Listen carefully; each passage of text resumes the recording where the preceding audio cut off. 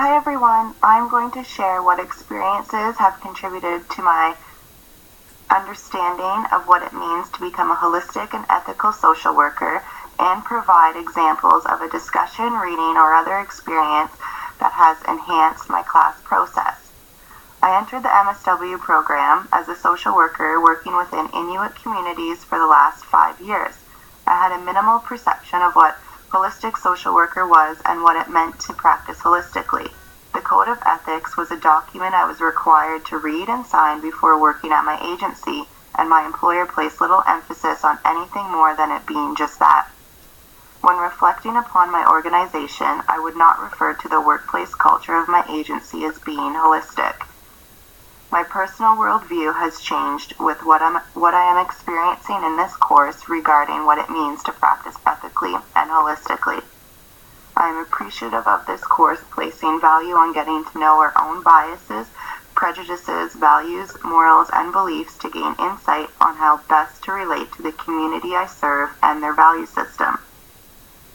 Through reading these new materials, it's helping me maintain a higher level of awareness of Indigenous culture and keeping culture central and being mindful of the community's worldviews, histories, and standards.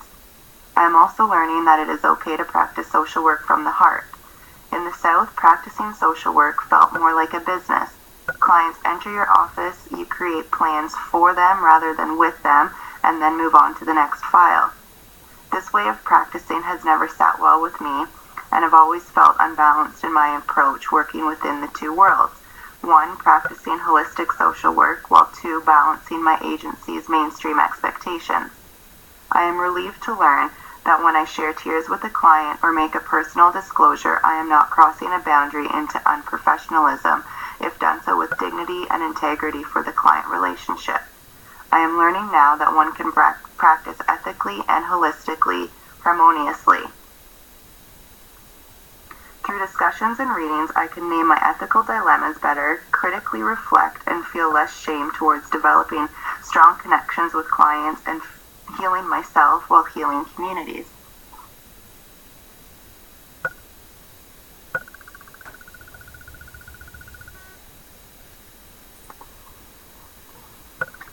One video that stands out the most for me is the Listening to Shame video by Brené Brown. This video taught me that being vulnerable was not a weakness and that it takes courage and strength to take a risk allowing our humanity to be seen. Reading my peers' discussions along with this video taught me the critical difference between shame and guilt. Guilt is I feel bad, while shame is I am bad. Also, that allowing myself to be vulnerable, reflect, reevaluate myself, and evolve as a person is not a weakness.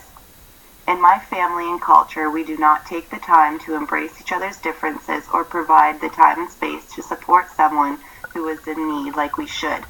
I've often felt embarrassed to show my range of emotions, and like it was stated in the video, it's exhausting having to be self-conscious all the time in fear of judgment. This video provided a sense of empowerment when Brené said she was greeted at the store by a woman who stated, "We're falling apart and it feels fantastic." The courage it takes to be so accepting of yourself and open to scrutiny when showing your humanity is so brave. This resonates with our other readings and knowing who we are, what we stand for, and how we want to interact within the world and within our communities. I am more conscious now of who I am and how to conduct myself in my practice and encourage a safe place for clients to come and build a trusting relationship. All of this has enhanced my class process as it provides me with the courage to post my gut reactions to readings and scenarios without the fear of being criticized or judged. Having the confidence to know myself, what I stand for, and practice good morals gives me the strength to overcome my self-doubt and shame that sometimes says, "You are not worthy." All of this contributes to being present and authentic in the class process and will contribute to how I work in the future and trust in the process.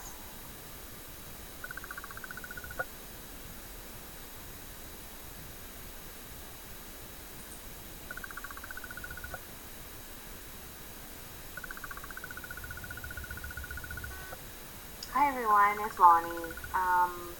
My portion of the conversation for our assignment is one will be discussing how I contribute or experience my ongoing understanding of what it means to become a holistic and ethical social worker.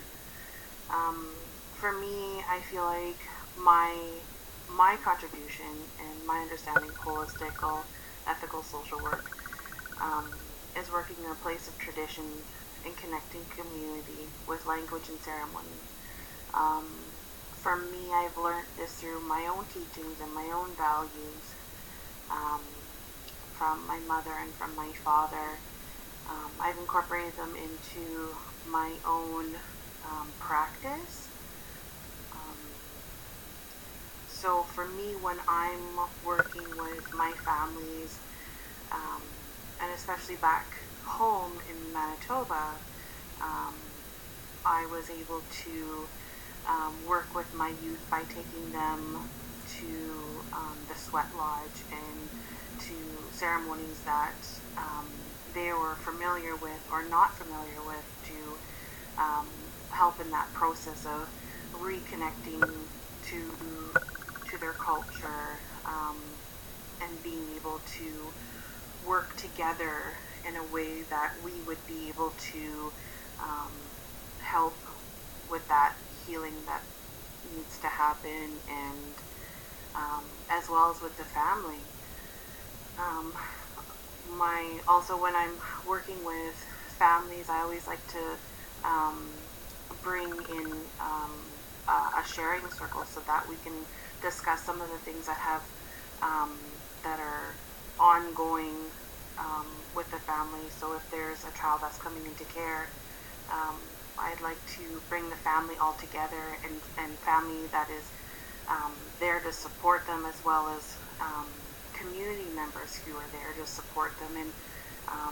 And to me, that's the root of our teachings and tradition. Is it's not just the nuclear family, it's as well as the community that's there to help, and so that child doesn't have to come into care. So that's for me, that's how my contribution and my understanding of a holistic social worker, and of course those roots of that work that I do is also based on an ethics, right? And how we do that is ensuring that we are doing the right thing for our families. The second question that I want to discuss is how ethics is practiced in a holistic framework versus a mainstream paradigm, and how that has provided challenges to practice. For me, working as a frontline social worker for many years, I've always struggled with having to work in a way in which there's boxes that need to be checked off, and it's a very much a system that works against our families in a traditional way, because we don't, as we know, we traditionally don't work in that way. We don't even have a word for in traditional language. We don't even have a word for like child welfare or apprehension or removal. We don't have anything like that in our traditional teachings. So for me, the challenges has always been anti-colonial system, where we are not able to incorporate our traditional teachings and values.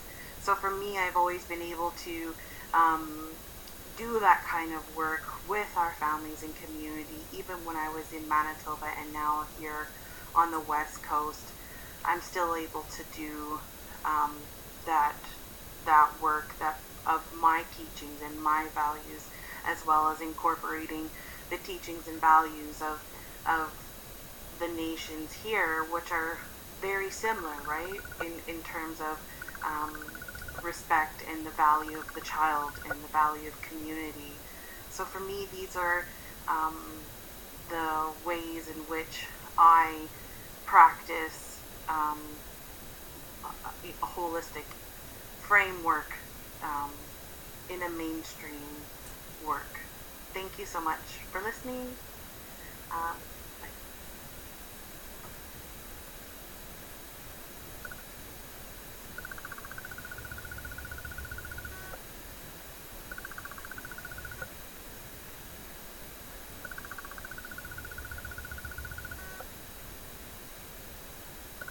Ani, Eva Indishnakas, Mississauga Pine Ridge, Donjaba, Makwando Dam, Anishinaabe, Kwe, and Dow.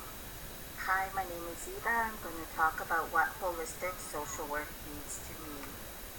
So for holistic social work and who I am as an Anishinaabe Kwe, I really wanted to introduce myself in Anishinaabe Moen.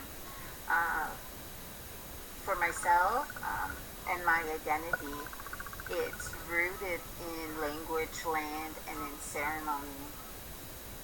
So that's an important part of myself and how I live my personal life. I also wanted to acknowledge where I come from. I come from Mississauga First Nation on my dad's side, but I also come from Pine Ridge, South Dakota on my mom's side. And those two places both equally inform who I am and my values and teachings that guide my life. So holistic social work for me means encompassing the Indigenous worldviews and values into practice. It means practicing and living my true authentic self, which includes the pride I have in my culture while incorporating my teachings and values into my practice. It involves, holistic social work involves following my teachings, participating in ceremonies and traditional practices. In my personal life, I go to a lot of powwows, I do a lot of beading, drumming, but I also incorporate that into my professional life. Holistic social work also involves incorporating and understanding the 4 quadrants of a person, and the physical, the emotional, the mental, the spiritual, and incorporating those into service delivery. Holistic social work involves paying close attention to the person's spiritual self. Spirituality is about wholeness, a person's values, finding meaning, and creating inner space, inner peace in their life. I also like involving increasing clients' connections to others, land, and community to help find fulfillment in their lives. Holistic social work means finding commonalities between people's cultures, beliefs, race, genders, worldviews, and way of being, while being inclusive of all people and our interrelatedness.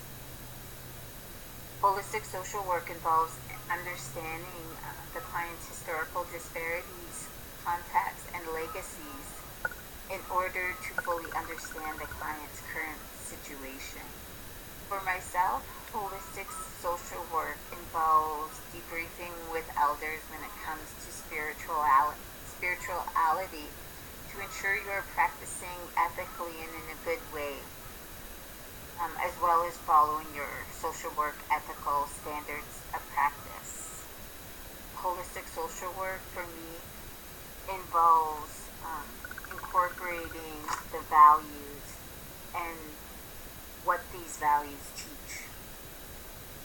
So I'm going to talk a little bit about my practice and a reflexive process that I did to ensure that I was practicing in a holistic manner. So currently I'm working as an Indigenous-led anti-human trafficking coordinator in Sault Ste. Marie. I work primarily with Indigenous survivors of trafficking, and I work closely with the Pact Grandmothers. The Pact Grandmothers are a group of Anishinaabe Kwe who've been fighting human trafficking in this area for many years. So I consult with the grandmothers on files, and we have developed a good working relationship. The Pact Grandmothers often refer people to me, so we share the same clients. Recently, we partnered on an anti-human trafficking conference that focused on an Indigenous perspective, and we had survivors speaking at the conference. One of the survivors was a SWK from the Wadding territory, so this territory that we live on. The survivor is on her healing journey and incorporates cultural practices into her journey. So on one of the evenings of the conference, the grandmothers conducted a welcome home ceremony in which they welcomed the survivor back to her territory. We had the Ogama chief there who supported and helped lead the ceremony. The ceremony was amazing. It helped the survivor in her healing journey. She felt welcome back to her territory, and it was a big part of the conference. So she now wants to move home and feels good with her decisions. So these consultations with the grandmothers and incorporating ceremony into practice helped me be a holistic practitioner. And alongside the grandmothers, helps me practice ethically and in a good way.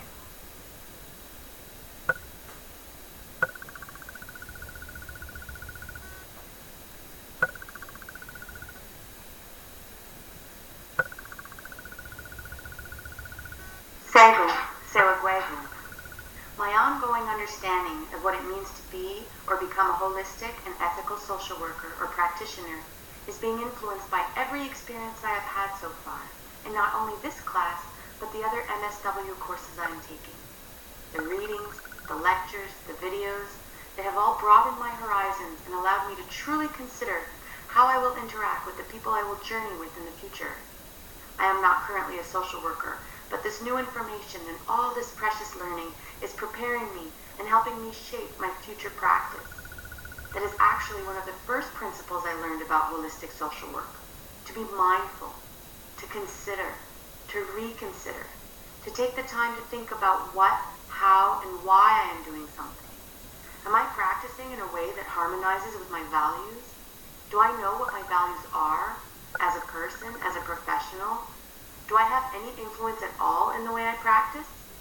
If I'm bound by a professional code of ethics and or organizational policies, is there still a way to practice holistically? We have seen over the semester that to practice holistically is to be ever mindful of the mental, emotional, physical, and spiritual needs of the person we are working with or journeying with. They are unique and deserve to be treated as such. They have their own history that deserves to be considered and honored. They have their own story that they carry, and it is not for us to decide what is right for them or what they should do, but rather be a helper and perhaps a guide on their path. Somewhere they can turn to hopefully feel heard and supported. They ultimately know what is right for them, but we can help by providing the information and knowledge we carry and any services or resources we are able to offer.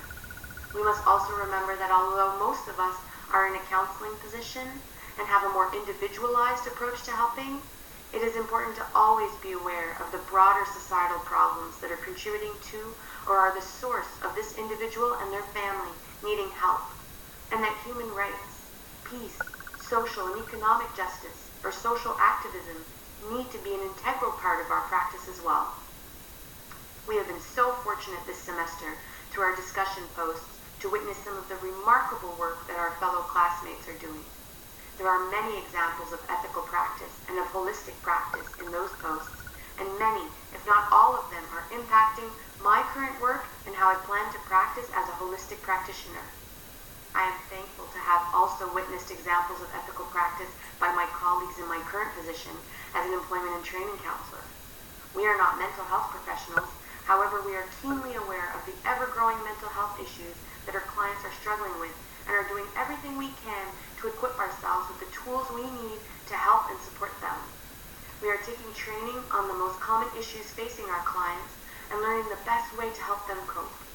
We are acknowledging how our shared history as Indigenous people and as Ganawagironu is at the root of many of our community members' struggles, and are learning more as a team about the effects of intergenerational trauma and how it impacts the work that we do.